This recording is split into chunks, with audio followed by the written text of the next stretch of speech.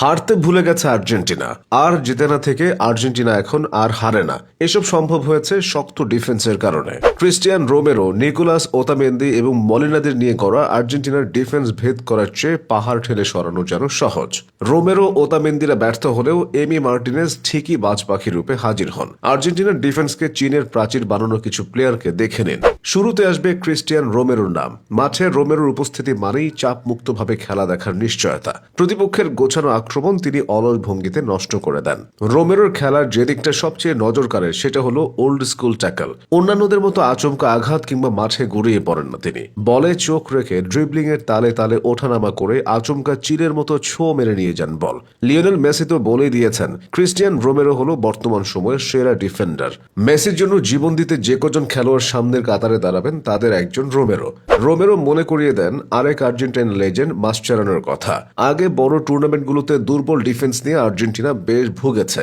দুর্বল ডিফেন্স নিয়ে আর্জেন্টিনার বোর্ড থেকে শুরু করে ভক্ত সমর্থকদের হাহাকার যখন চরম সীমায় পৌঁছায়, তখনই জাতীয় দলের রোমেরোর আবির্ভাব। দেখতে সাদাসিধে, বাকি 10 জনের ডিফেন্ডারের মতো ডাকাবুকো মনোভাব নেই আগ্রাসনের ছোঁয়া, কিন্তু তাকে ডিঙিয়ে বল নিয়ে যাওয়া ফুটবলের সবচেয়ে কঠিন কাজগুলোর একটি। এদিকে নিকোলাস ওতামেন্দির বয়স যেন কমছে। ভক্তরা তাকে জেনারেল ওতামেন্দি নামে ডাকে। একজন শক্তিশালী এবং আক্রমণাত্মক ডিফেন্ডারের মধ্যে যা যা থাকা দরকার ওতামেন্দির মাঝে তার সবই আছে। তিনি মূলত ফিজিক্যাল পাওয়ারের জন্য পরিচিত। ওতামেন্দি বডি টু বডি ডুয়েলে খুবই শক্তিশালী। তিনি প্রতিপক্ষের ফরওয়ার্ডদের 1 ইঞ্চি জায়গাও দেন না। এছাড়াও দলকে নেতৃত্ব দেওয়ার ক্ষমতা তাকে আলাদা করেছে।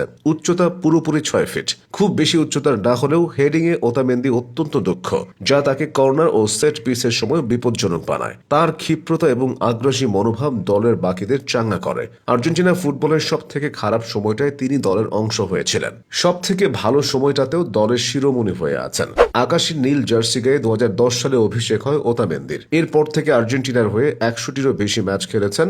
2018 সালে লিওনেল স্ক্যালোনি যখন কোচ হয়ে আসেন, অনেকে ভেবেছিল ওতামেন্দি বাদ পড়বেন। তবে স্ক্যালোনি তরুণদের তুলে আনার পাশাপাশি ওতামেন্দির মতো সিনিয়রদের নিয়ে আলাদাভাবে কাজ করেছেন। পরে 2টা কোপা আমেরিকা ও 1টা বিশ্বকাপ জয়ের মাধ্যমে ওতামেন্দি প্রমাণ করেন তার উপর বিশ্বাস রাখা ভুল কিছু ছিল না। বদলে যাওয়া আর্জেন্টিনার পেছনে লিসান্দ্রো মার্তিনেজের অবদান কম নয়। বারবার চোটে পড়ে ম্যাচ মিস করছেন, তবে যেটুকু সময় আকাশী সাদা জার্সি গায়ে চাপান ওই সময়টুকু লিসান্দ্রো জান প্রাণ দিয়ে খেলেন। বুলডোজার স্টাইলে ট্যাকেল করে প্রতিপক্ষের ফরওয়ার্ডদের ধরাশায়ী করেন মাত্র 5 ফুট 9 ইঞ্চির এই ডিফেন্ডার। বলের উপর তীক্ষ্ণ নজর আর ম্যান ব্লকিং এর জন্য ভক্তরা তাকে ডাকে কসাই মার্টিনেজ নামে। খুব বেশি গেম টাইম পান না লিসান্দ্রো, তবে যতক্ষণ মাঠে থাকেন ততক্ষণ আর্জেন্টিনার ভক্ত সমর্থকরা নিশ্চিন্তে খেলা দেখতে পারেন। তারকা ঠাসা আর্জেন্টিনায় মলিনার নামটা সেভাবে নেওয়া হয় না। তার কাজ শুধু গোল বাঁচানো না, গোল তৈরি করার ক্ষেত্রেও তিনি অবদান রাখেন। মলিনার স্পিড দারুণ, যা তাকে উইং ধরে দ্রুত আক্রমণে উঠতে সাহায্য করে। মলিনা, রোমেরো, ওতামেন্দি ব্যর্থ হলেও এমি মার্তিনেজ আছেন। মেসি আর আর্জেন্টিনাকে তার চেয়ে কেউ বেশি ভালোবাসে না। এমি না থাকলে আর্জেন্টিনার ভাগ্য হয়তো অন্যভাবে লেখা হতো। আর্জেন্টিনার হয়ে তিনি 50টা ম্যাচ খেলেছেন। এর মধ্যে 36টিতেই ক্লিন শিট রেখেছেন। যতগুলো ম্যাচ হেরেছেন ঠিক ততগুলো ট্রফি জিতেছেন। এমির সবচেয়ে বড় ব্যাপার হলো তার সেভগুলো ম্যাচের ভাগ্য নির্ধারণ করে দেয়। এভাবেই আর্জেন্টিনার ডিফেন্স হয়ে উঠেছে অভেদ্য দেয়াল। এই দেয়ালে আটকে যায় প্রতিপক্ষের সব আক্রমণ।